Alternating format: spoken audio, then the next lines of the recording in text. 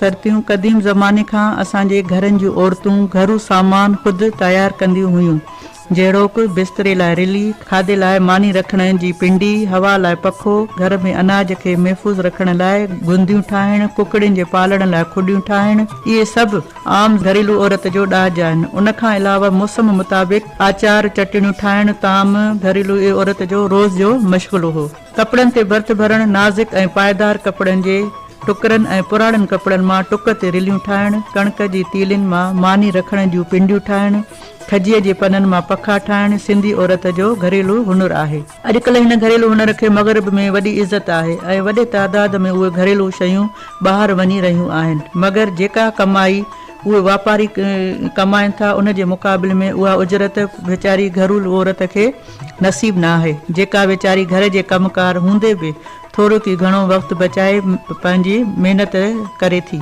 पर अफ़सोस जो उनखे उजरत बिल्कुलु थोरी थी मिले। सर्तियूं मिसाल हिकु रिली जेका उहा ग़रीब औरत कपिड़नि खे धोई रंग ॾियारण ते पैसा ॾे, उन जे सिबण लाइ धागा बि ख़रीद करे पोइ बारीक टुकड़ा टुकड़ा करे उन ते पंहिंजो नूर विञाए सुई सघे साण सिबियो करे, जेको सिलसिलो घटि में घटि हिकु महीनो थो रहे, उन हूंदे बि उन जी उजरत खेसि सिर्फ़ 40 या 50 रुपया ई मिलनि था। हाणे कुझु वधीक मुल्ह मिले थो, पर तंहिं हूंदे बि उहा घटि आहे जेतिरी हू महिनत करे थी, ऐं ॿाहिरि मुल्क में उहा घटि में घटि $100 खां $500 यानी पाकिस्तानी 5000 रुपया मिलनि था। बहरहाल अॼुकल्ह असांजी घरेलू सनत जो ॾे पर ॾे वॾो क़दुरु आहे। जेकॾहिं घरेलू औरतुनि जी क़दुरु शनासी कई वञे त ही हुनर खे ख़ासि तरक़ी मिली सघे थी। अॼुकल्ह मशीन जे कम सबबि हिन घरेलू हुनर खे कापारी धकु लॻो आहे, मगर तंहिं हूंदे बि हिन हुनर खे चङी अहमियत ऐं इज़त आहे। इन ई घरेलू हुनरनि खां अलावा असांजे सिंध में केतिरा ॿिया हुनर पिणु आहिनि, जहिड़ोकि जंडरी, काठ मां जंडरीअ जो कमु असांजे सिंध लाइ सिफ़े अवल जो हुनर आहे। क़दीम ज़माने खां अॼु ताईं हर हिकु ॻोठ में जंडरीअ जो कमु आम जाम हुयो, ख़ासि करे हाला ऐं कश्मीर में। हिन कम जा केतिरा कारीगर मौजूदु आहिनि। हुन हुनर लाइ काठ जी ज़रूरत रहे थी, जेको सवाइ दरिया जे कप जे दस्तियाब नथो थिए, जंहिंखे ॿलहण चइबो आहे। हाला ऐं कश्मीर दरिया जे कप ते हुअण सबबि उते इहो हुनर केतिरे ज़माने खां हलंदो अचे थो। अॼुकल्ह हिन हुनर जो ॿाहिरि मुल्कनि में तमामु घणो क़दुरु आहे, जंहिं मां काफ़ी उपत थिए थी। अॼुकल्ह हिन हुनर लाइ पिणु जदीद तर्ज़ जूं इजादूं थी चुकियूं आहिनि। हिन कम लाइ उहे कारीगर जेके हथ सां काठ खे फेराईंदा हुआ, तिन लाइ अॼुकल्ह बिजलीअ ज़रिए सहूलियत थी चुकी आहे, ऐं रंग जेके पकी लाख मां ठहंदा हुआ उन्हनि लाइ पिणु केतिरा रंग अची चुका आहिनि, ऐं हिन हुनर जो अॼुकल्ह वधि में वधि चर्चो आहे ऐं हर हिकु घर में हिन हुनर खे पसंदि कयो वञे थो। सर्तियूं क़दीम ज़माने में सिंध अंदरि कपिड़े जा केतिरा आॾाणा हुआ, मगर अॼु उन मुक़ाबले में कपिड़े जूं मिलूं वजूद में अची चुकियूं आहिनि, पर अॼु बि उन जे मुक़ाबले में सिंध जे मुख़्तलिफ़ शहरनि में कपिड़े जा आॾाणा आहिनि, जिते सोटी ख़्वा रेशमी कपिड़ो उणियो वञे थो, जहिड़ोकि सूसियूं, खेस, लुंगी वग़ैरह। हाणे तव्हांखे ॿुधायूं सूसीअ जे बारे में।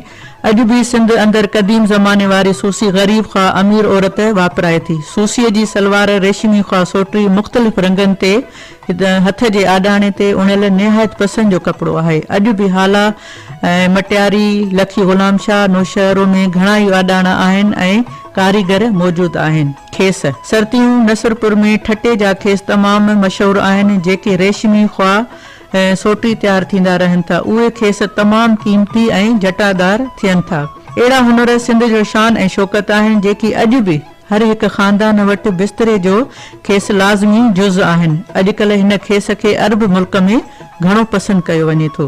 लुंगी सिर्फ़ रेशम मां तयारु थींदी आहे, तंहिं करे क़ीमती हूंदी आहे। लुंगी असांजी पोशाक में ख़ासि पोशाक आहे। क़दीम ज़माने खां लुंगीअ जो रिवाज आहे, जेका सिंध में पग लाइ इस्तेमालु थींदी हुई।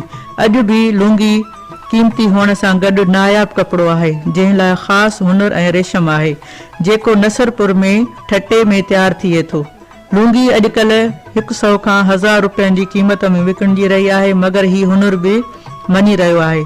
सर्तियूं लुंगी ख़ासि बहिराड़ीअ में घोट खे मंगणे जी रस्म में पाराई वेंदी आहे। इहो हुनर हर रोज़ पोइ ते पवंदो वञे थो, छाकाणि त लुंगी अॼु असांजी पोशाक न आहे, बल्कि हिकु रवाज ऐं फैशन जो जुज़ बणिजी चुकी आहे। अजरक बि असांजे सिंध जी तहज़ीब जे जुज़ मां हिकु आहे ऐं हर ग़रीब ख़्वा शाहूकार लाइ लाज़मी आहे। हिन हुनर खे अॼुकल्ह वॾी तरक़ी आहे। अॼुकल्ह हिन हुनर में निहायत सवलाई थी चुकी आहे जो हथरादू रंग इस्तेमाल में अची चुका आहिनि, वरना अॻ में कपिड़े लाइ नीर कतब ईंदो हुयो जंहिं ते काफ़ी महिनत लॻंदी हुई। अॼुकल्ह नीर ग़ाइब आहे जो उन जी पोख कोन थी थिए। अॼुकल्ह अजरक जी सनत खे काफ़ी मुश्किलातूं आहिनि, उन करे जो असल रंग ऐं ऊचो कपिड़ो इस्तेमाल करण सां कारीगर खे उजरत नथी मिले, बल्कि संदसि ख़र्च बि पूरो नथो थिए। हिकु अजरक जी क़ीमत 100 खां 150 रुपया पर अञा बि इन खां वधीक आहे ऐं सिंध जो हर हिकु अमीर ख़्वाह ग़रीब हिन खे वापराए थो।